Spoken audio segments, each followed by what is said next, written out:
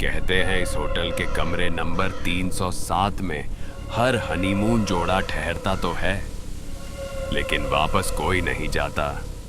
अमन और रिया की शादी अभी अभी हुई थी। दोनों ने सोचा कि हनीमून के लिए किसी शांत जगह पर जाया जाए। दोनों अपने हनीमून के लिए एक खूबसूरत पहाड़ी इलाके की ओर निकल पड़े। जब तक वे वहां पहुंचे तब तक रात हो चुकी थी। रिया, हम पहुंच गए। ये रात इतनी सुंदर है।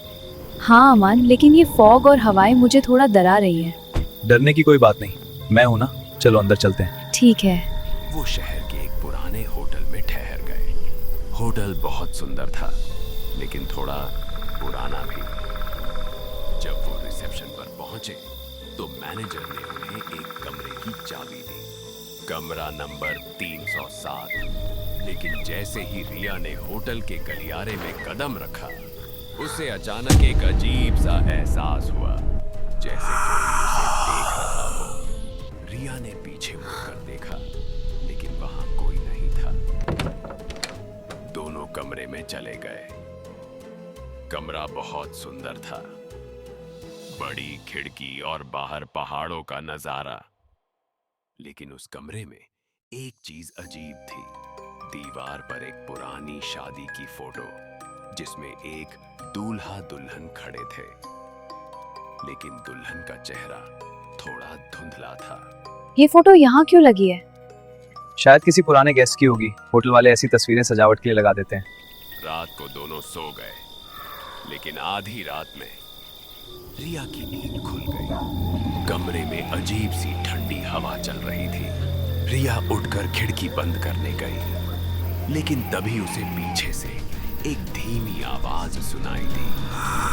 चले जाओ, चले जाओ, चले जाओ, ये मेरा कमरा। रिया मुड़ी और उसने देखा अमन अभी भी उठो, गहरी नींद उठो। में था। यहाँ रिया कोई ने है उसे कि? जगाया।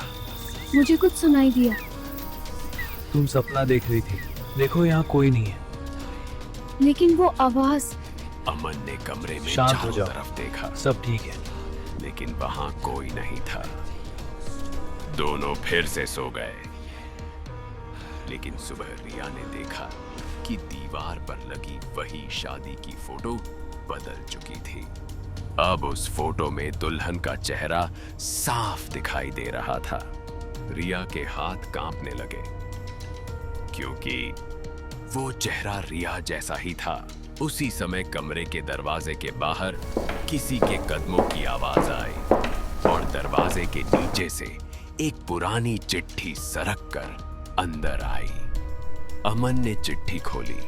उसमें लिखा था, कमरा 307 में हर हनीमून जोड़ा हमेशा के लिए यहीं रह जाता है। रिया और अमन घबराकर कमरे से बाहर भागे। उन्हें एहसास हुआ पूरा होटल खाली था। रिसेप्शन पर कोई नहीं था, और सबसे डरावनी बात, होटल के बाहर लगा बोर्ड अब पुराना और टूटा हुआ था, जिस पर लिखा था, यह होटल 10 साल पहले बंद हो चुका है। और उसी समय कमरा 307 की खिड़की में 2 परछाइयां दिखाई दी, एक दूल्हा और एक दुल्हन।